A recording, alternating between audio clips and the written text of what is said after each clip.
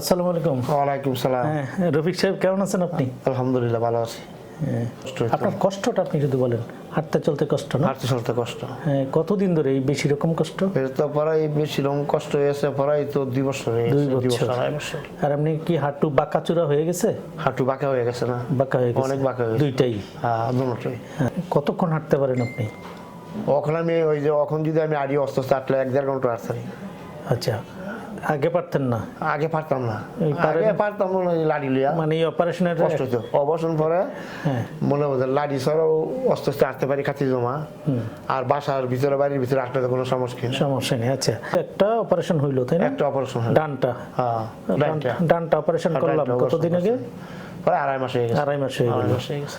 তো এই অপারেশনে যে আপনার রেজাল্ট আসলো, এটা নিয়ে যা কষ্ট পাচ্ছিলেন, এটা নাকি আপনি সন্তুষ্ট?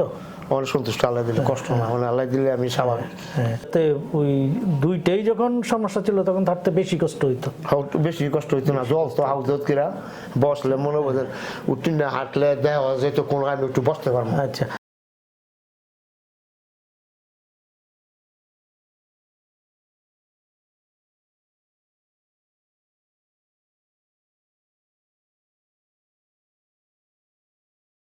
আপনি একটু হেঁটে দেখাবেন?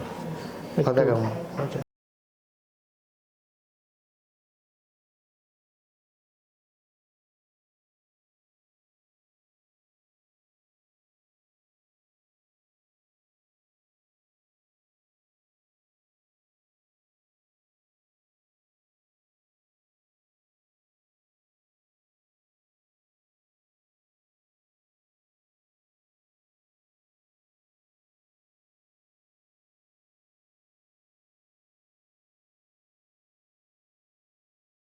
অপারেশন করবো ইনশাল্লাহ, ওইটাও আপনি আল্লাহ চাহে তো।